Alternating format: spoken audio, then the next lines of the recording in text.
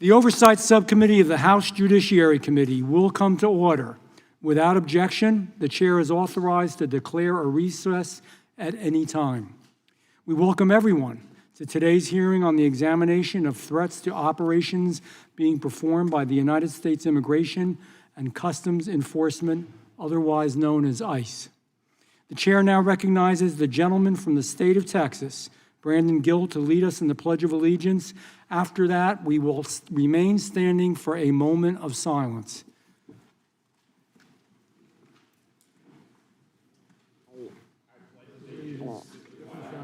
United States of America, and to the republic for which it stands, one nation, under God, indivisible, with liberty and justice for all. Moment of silence.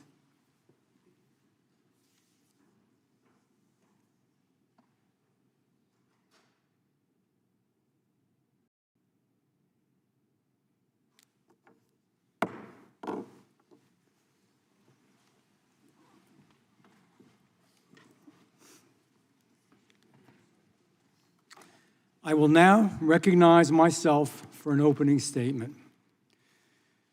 We are here today for one reason, because the American people are watching their leaders. They're watching their leaders at every level of government, and they're watching those who choose to protect illegal alien criminals over their own law-abiding citizens. It's not rhetoric.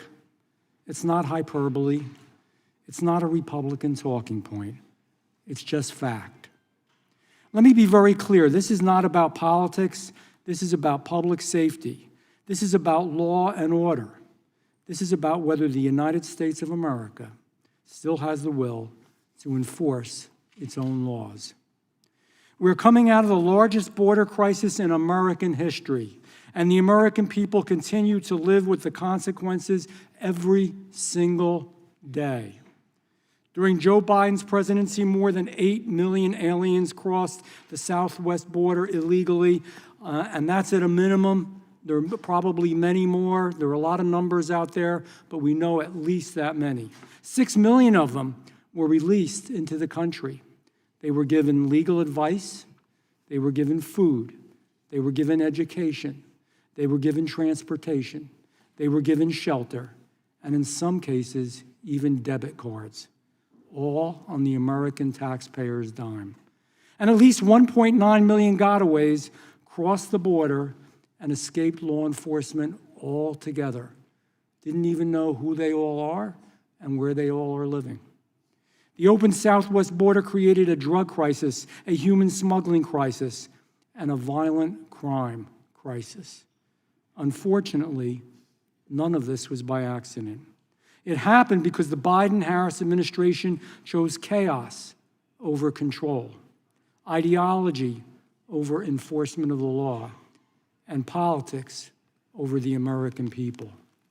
The numbers just don't show a crisis. They show a full-scale collapse of our sovereignty, our security, and the very idea that a nation without borders is still a nation at all. The worst part of it all is that it just didn't happen. It was designed.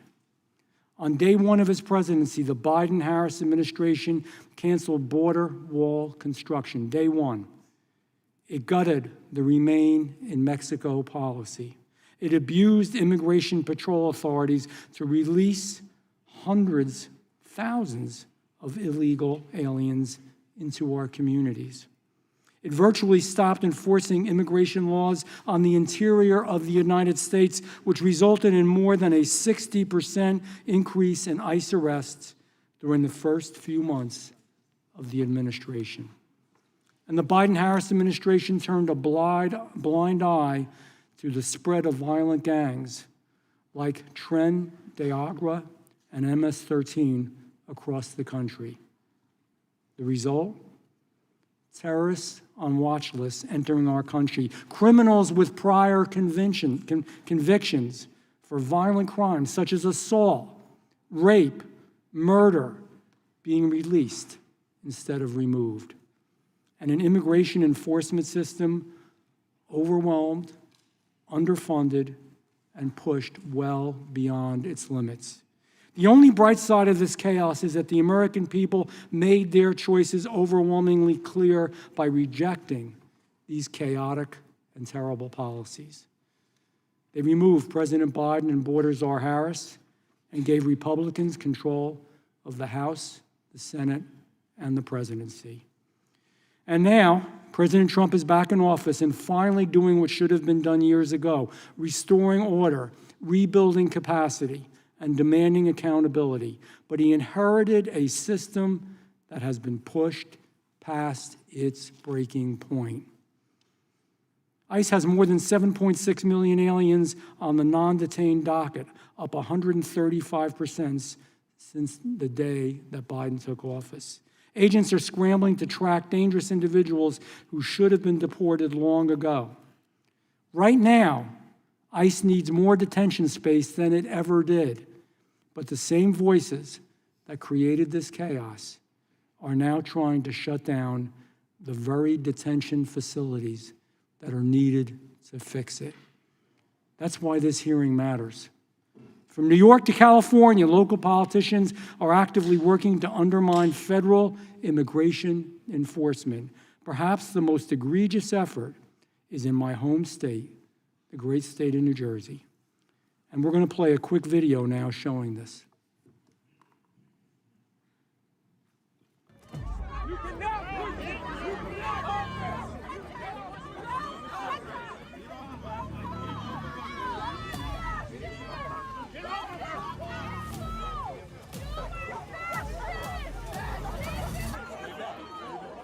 An ambulance there apparently turned away at the ICE detention center in Newark. We've seen at least 2 ambulances try to pull into this ICE detention facility here in Newark, New Jersey, and they turned that ambulance away. The detention facility holds members of MS-13, murderers, arsonists, drug traffickers, American killers.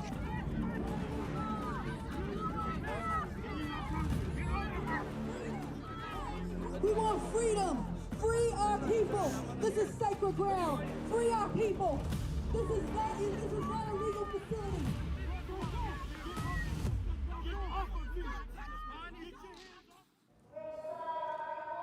On May 1st, Delaney Hall, a 1,000-bed detention facility in Newark, New Jersey, was officially reopened. It houses illegal aliens charged with crimes like rape, murder, burglary, and weapons offenses.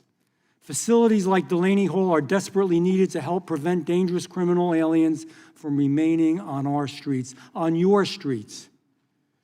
The reopening of Delaney drastically expanded ICE's detention capacity in the Northeast and enhanced the agency's ability to manage the increasing number of enforcement and removal operations of illegal aliens in our country. Despite the severity of their crimes and illegal status in our country, those being detained at Delaney Hall are treated with dignity and are housed in a facility that exceeds the standards of many of our own U.S. prisons. It has clean dorms. It has indoor and outdoor recreation areas. It has mental health services, and medical services. It has phones, webcams, and consular access. And yet, from the moment Delaney Hall was reauthorized to operate as a detention facility, it has been under constant, relentless political assault. Local officials have used inspections, lawsuits, and bureaucratic hurdles as weapons. Not to make the facility was operational, but to completely shut it down. Outside of the facility, there have been coordinated protests led by political figures, including Newark, New Jersey's own mayor, who publicly vowed to, quote, padlock the building if necessary, and declared that immigration enforcement of criminals is not welcome in his city. This isn't oversight. That's not oversight. That's obstruction. There's a big difference. It's lawfare designed to undermine federal authorities and score political points at the expense of our public safety. On May 9th, The tension culminated in a shameful display by the mayor of Newark, New Jersey, and members of Congress who stormed into the facility without clearance, without following protocol, and physically disrupted law enforcement operations. They cursed at staff. They shoved past security. They assaulted federal law enforcement officers. And for what? To free whom? Criminals? I'm going to show some more pictures. So the question I have, was it to free Hugo de la Torre Tomia, wanted for prosecution in Peru for the crime of raping a minor? He's wanted in Peru. Was it to free Jorge Luis Sanchez Luna, a Mexican national who is a registered sex offender who sexually assaulted his own daughter? Or was it Lopez Reyes, a Mexican national who's wanted in Mexico? They want him back in Mexico. He's a fugitive for the offense of raping a child, raping a minor. There are hundreds of other awful, horrible individuals like these men currently being arrested in New Jersey, and they're being held at Delaney Hall. And they should be. They should be. So let's be honest. Who exactly are the Democrats fighting for here? This is the part I don't get. Because it isn't the American people. It sure as hell is not the American people. And notably, the very next day after the altercation at Delaney Hall, Mayor Baraka's super PAC, for those of you that don't know, that's a way to raise money, lots and lots of money, released campaign ads touting his efforts to stand up to this agenda as part of his run for governor. It's obvious what happened here. This wasn't about the detainees. It wasn't about law and order. It wasn't about American people. It wasn't about all those marginalized people who get hurt because they live in and around all of us, marginalized Americans. It was about politics, pure and simple. Maybe not so pure. Mayor Baraka was mayor of Newark when Delaney Hall, and I want everybody to listen to this, Mayor Baraka was mayor of Newark when Delaney Hall operated under President Barack Obama. He was the mayor, President Obama was the president. This very facility was operated under that administration. There were no protests, no walkouts, no stunts, no altercations, no attacks, nothing at all. But now that President Trump is back and the American people have rejected the insanity of having an open border, now the mayor and his friends in Congress are outraged. Give me a break.